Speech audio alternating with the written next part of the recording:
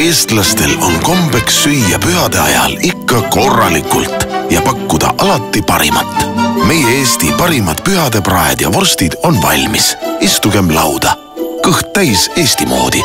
Rakvere.